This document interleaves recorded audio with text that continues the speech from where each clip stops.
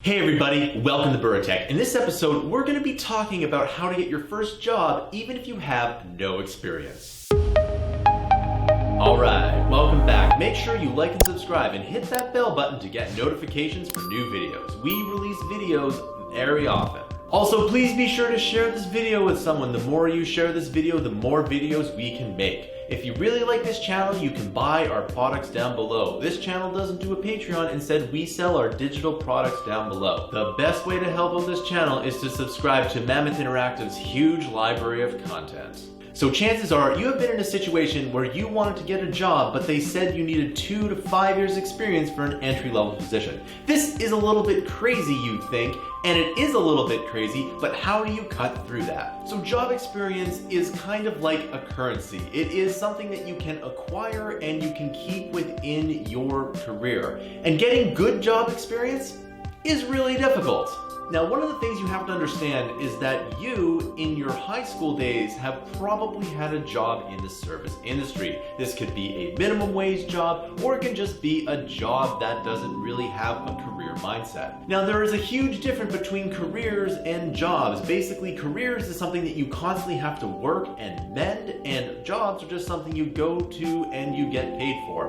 It really depends on the person whether they want just simply a job or they want a career. Personally, I love being career-minded. I love self-improvement and I love learning new things. If you just want to go to a job and get paid and go home, then a job is good for you. Some people will shame job takers for not being motivated enough, but that, I think, is a bad philosophy. There are great jobs out there, and if it works for you and makes you happy, then I say take a job. It's a lot less work than having a career. So if you had a job before and you want to move to the career, you have to have some kind of experience. Now, when I graduated in 2008, there were no jobs. In fact, you can take a look at some of the news around that time where people had just graduated with master's degrees or MBAs, and they applied to like 400 jobs and they didn't get a single job. Another thing that happened when I was looking for a job is that they said you needed 2 years of experience for an entry-level job. And then I said, logically, how do I get 2 years experience if you won't give me a job in the first place? And then they said, not my problem. Well, this is one thing. Now, I live in North America, and in North America, companies tend to not train their employees. Now, other parts of the world, specifically Japan, they do tend to train their employees a lot more. This is one thing about the corporate culture in North America that I really hate.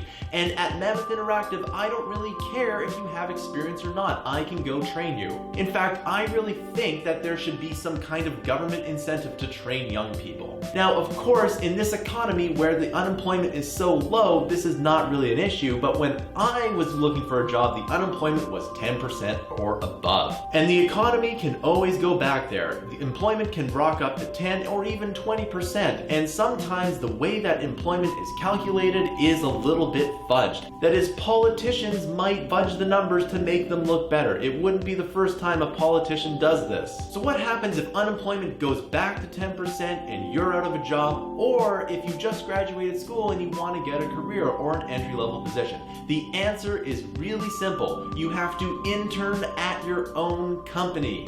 So how do you intern at your own company? Side note, the other thing that I experienced was there's a lot of unpaid internships. And a lot of these unpaid internships didn't really give me good experience. So that's what led me to intern at my own company. I said to myself, I can be spending my free time doing anything. I can be watching TV, watching YouTube, or playing video games, or doing something that's completely wasting my time. But instead, I decided to relearn a new coding language and produce practical projects. This is why Mammoth Interactive does what we do today. I spent my free time interning at my own company. So the theory was that if I produced a bunch of really good projects in my spare time, then I could go back to the employers and I can say, hey, look, this is what I did in my spare time. I am so motivated that I am going to spend all of my free time doing work, and this is the kind of person you want at your company. This was 2010, and still the economy wasn't very good, and I still got a whole bunch of slammed doors.